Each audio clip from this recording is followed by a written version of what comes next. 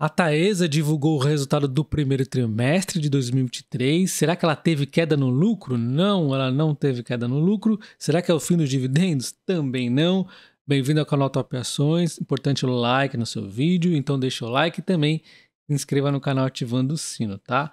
Então, eu não sei se ainda existem youtubers fazendo esse tipo de confusão, mas eu sei que sempre existiu, confundindo o lucro que é para olhar. Não é esse lucro, já vou mostrar o correto. De qualquer forma, a gente vê aqui a receita da empresa aumentando 13,7% quando a gente compara aqui o consolidado e participações aumentando 23,9%. O EBITDA, que é a melhor métrica para olharmos, aumentou 14,8% e no consolidado e participações aumentou 25,8%. Então observe que com o EBITDA saltando 25,8%, pôde cobrir o aumento da dívida da empresa. Sim, ela aumentou a dívida, inclusive uma quantidade até considerável, né? De 7,9 para 10,3, e aí a dívida por EBITDA se manteve ainda estável porque o seu EBITDA aumentou aí proporcionalmente do que a dívida, né? Então deu para manter aqui, segurar as pontas, mas está um pouquinho alta, 3,9 a dívida por EBITDA.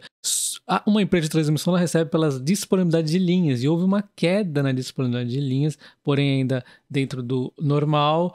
E aí a gente teve aqui alguns não recorrentes, teve um acidente aqui na agro, mas curto-circuito, nada demais. É só ficar atento aqui para não ficar fora aí da meta da ANEEL, né? Custos, nós temos aqui um controle muito bem da empresa, aumentando 4,7%, tivemos um salto no material, o que pode acontecer, tivemos aqui gastos maiores por conta da manutenção da NTE, então tranquilo. Nada demais aqui. O custo pessoal, que é o mais significativo, aumentou por conta aí dos reajustes e tudo mais. Então, assim, tranquilo aqui na questão dos custos. Na sequência, a gente vê o lucro que nós devemos olhar. Aqui, tivemos um salto de 146 para 215, aumentando 47,3%, aumentando aqui na RAP, com novas entregas de projetos e também com reajuste da tarifário anual aí da inflação, né? Tivemos outros efeitos no EBITDA, tivemos equivalência patrimonial, as participações que ela tem, um belo de um salto, o resultado financeiro acabou pesando um pouquinho aqui, e aí nós temos então outros pontos e ela termina então um aumento aqui de 215, aliás, um aumento de 47,3%, que foi um bom salto no lucro, porém o resultado financeiro pesando um pouquinho aí neste momento. Então aqui está o resultado financeiro da empresa, que toma um pouquinho do brilho do EBITDA dela, cresceu bastante, porque o seu endividamento cresceu e numa Selic alta do jeito que estamos, toma conta aqui um pouco do lucro, né? Então ela tira aqui um pouco do lucro, aumentando aqui o prejuízo do resultado financeiro em 23,5%, sendo 228 para 281, as despesas aumentaram bastante, mesmo que as receitas tenham aumentado ainda mais, não foi o suficiente. E todo esse endividamento da empresa é por conta dos seus projetos em construção. Ela tem bastante RAP aqui em construção, já vou mostrar como que estão elas. A maioria aqui vai ser entregue em 2027 e 2028, mas temos entregas aqui já para acontecer em 2023. Temos aqui todas as linhas da empresa, vou mostrar o quanto isso representa para ela, tá? De qualquer forma, todo esse investimento da empresa é por conta dos dividendos, ela busca crescer os dividendos para a gente. Então, entre zigue-zagues, os dividendos estão sempre crescendo.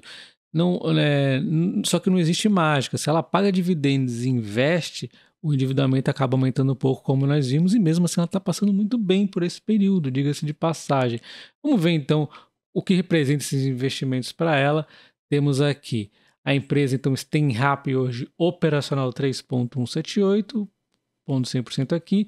As RAPs em construção representam 29,1% de aumento. É um aumento significativo que estamos aí em construção, né? Então isso aí nos levaria a uma RAP de 4,103, chegando a 129. Se você quer usar o total da RAP dela como 100%, então representa 22,5% em construção, tá? Depende de como você vai ver. Sendo a RAP que está em operação como total, aí representa 29,1% em construção, ou vendo toda a RAP somando a construção, ela representa em construção 22,5%, tá? Então, assim como a Transição Paulista, tem bastante linhas aqui em construção na Taesa. O desafio da Taesa principal é o fim das concessões que deve acontecer, principalmente ali para 2030, muitas concessões vamos finalizando aqui, ela tem muitas concessões aqui do IGPM, tá? E aí essas concessões do IGPM, elas perdem no 15º ano metade da receita, já foram perdidas, e outra metade perde no 30º ano e vai acontecer muito lá para 2030, 31, etc. aí na sequência da Taesa. E olhando o que o mercado esperava do lucro da Taesa e o que ela apresentou, é meio ambíguo que olhar o lucro, olha só, como consenso de 184, a BTG 305, então não é muito comparativo olhar o lucro, olha só, uma loucura. Então a gente olha mais o EBIT, daí sim já tem um consenso um pouco mais próximo, né? O consenso esperava 546, a BTG 504, o Santander 509 como uma amostragem aqui que eu peguei, as duas empresas que eu consegui pegar os previsões delas. E aí nós temos então acima da previsão do BTG e do Santander, porém um pouquinho abaixo do consenso. Eu diria então que foi em linha, tá? O EBITDA dela foi mais ou menos em linha aqui com o esperado, um abaixo, um acima, embora o consenso aqui a gente não tenha certeza de quem está aqui dentro, né? De duas que a gente tem certeza, ficou acima. E quando a gente pensa na Taesa e nos dividendos, a gente tem que pensar no longo prazo. Eu fiz uma enquete ontem à noite sobre como o pessoal estava se sentindo ao ver a Taesa anunciando uma dividendo michuruca apenas do exercício 2022, ali ela anunciou ontem, né? E a Transmissão Paulista sequer anunciou dividendos. E o pessoal, 85%, entendeu que é o momento das empresas focarem nos leilões de transmissão, que serão ótimas oportunidades. É um momento quase que único. Esse 11% ficou aqui decepcionado, um pouquinho só, queria dividendo agora, mas tudo bem. E o que me preocupa são os 4% que ficaram muito decepcionados ao ponto de pensar em vender. Esses 11%, eu acredito que em breve as empresas vão convencê-los que eles estavam aí equivocados em relação a elas, que pode confiar nas empresas no longo prazo, e 4% aqui já podem estar fazendo um grande erro nesse momento. Não é recomendação, mas precisam refletir. Temos um leilão bastante significativo de 16 bilhões no meio do ano, para ser específico, dia 30 de junho ocorre esse leilão, e aí a empresa está deixando o dinheirinho ali separadinho para poder concorrer. Esses leilões aqui no Nordeste e Sudeste podem trazer sinergias, ela pode ter um diferencial competitivo aqui, e principalmente, além do leilão ser muito grande, nós teremos menos francos atiradores aqui. Então, a Selic está nas alturas, não é qualquer um que vai querer ganhar esse leilão aí e depois ter problemas com isso. Só estão aqui as melhores empresas, provavelmente. É um filtro aqui das boas empresas. Elas vão talvez não ser tão atrativo num primeiro momento, zero ali com a taxa de endividamento alta, mas depois elas vão colher os frutos, porque no longo prazo as coisas se acertam. A Selic não vai se manter esses valores para sempre. Então a empresa pensando no longo prazo, menos dividendo hoje, como a Transmissão Paulista já disse, e mais dividendo amanhã. Está trocando menos dividendo hoje para multiplicar esse dividendo e entregar um dividendo ainda maior no futuro, né?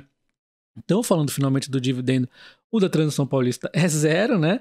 E o da Taesa aqui é 0,22, bem pouquinho, né, de yield. A Datacom é dia 3/5, então já vai ser hoje, né? Quase nada de dividendos. A Klabin também anunciou ontem, foi bastante interessante. Dia 5 é a Datacom e dando aí 1,77, né? Para escolher qual seria melhor aí em termos de preço, a gente vê que está praticamente igual às Taesas, né? Muito niveladas os preços, podemos ver aqui ó, no comparativo no investidor 10, ó, o PL aqui está praticamente igual. Então, PVP igual, tá muito igual, vai de cada um. Eu prefiro a TAE 11, porque eu gosto de operar com opções eventualmente. Quem não opera com opções, talvez vai escolher a 4 ou a 3. A 3 é as mesmas ações do controlador, muitos olham isso, né? Então, enfim, é muito pessoal aí, mas situação muito igualdade de dividendos. Se você é membro do canal, observe o vídeo que eu fiz sobre o preço teto. Eu explico a diferença do preço teto histórico dos 5 anos e o preço teto atual. Então, a gente vai dar uma olhada agora no preço teto histórico, e nós temos aqui um preço teto pelo método Brasil dos últimos 5 anos que nos leva a 61,94, 70% de margem de preço teto pelo histórico dela. Ela tem um histórico bom de dividendos que vem crescendo e agora tende a dar uma diminuidinha. Então o preço teto histórico dá uma base para a gente aí, mais pés no chão, enquanto o preço teto do ano é uma estimativa que a gente faz e corre o risco de errarmos, mas de qualquer forma a gente sabe que no futuro vai alcançar esse dividendo aqui até superar. Então agora vamos dar uma olhada no preço teto que eu precifiquei para a empresa no ano de exercício de 2023. Quem é membro do canal tem acesso a essa planilha com várias ações. Temos aqui o mapa do dividendo inteligente. Ó, maio era o momento dela anunciar dividendos. Como não vai anunciar em maio, provavelmente será então em agosto após o leilão, tá? Então, temos aqui um dividendo que eu havia previsto em 3,24, dadas as cotações de hoje, 9%. Mas a gente sabe que está um pouquinho ameaçado esses 9%, porque eu havia assim precificado já que teríamos o leilão que poderia interferir, mas talvez interfira um pouquinho mais. Vamos ver como é que encerra o ano, né? Preço teto 53,99 ainda daria uma margem de 49,5%. E quando falamos em preço justo, eu tenho um preço justo da Taesa, mas não leve como recomendação, é só a minha opinião aqui de preço justo, que tem uma margem de 13%. Talvez eu atualize em breve esse preço, mas a princípio ainda está dentro do preço, enquanto as corretoras desde 2021 estão falando aqui que a Taesa está cara e ela sempre vai subindo as cotações, né? Então é sempre bom você ter o máximo de insights possível. O preço das corretoras pode ser um insight, mas nos últimos anos não tem sido muito bom para a Taesa. A pessoa não comprou e perdeu a oportunidade aí. Podemos utilizar um preço aí também do Graham, que é o que reflete o PL e o PVP, sem contar o resultado de agora. Vai mudar aqui o PL também, né? O PVP depois também a gente vai ver atualizado no Investidor 10, mas no momento, aí, antes do resultado, tínhamos 17,34 de margem ainda. Então, o Graham também é uma forma de você ver o valor atual da empresa sem pensar em crescimento ou, de repente, decrescimento dos resultados, né?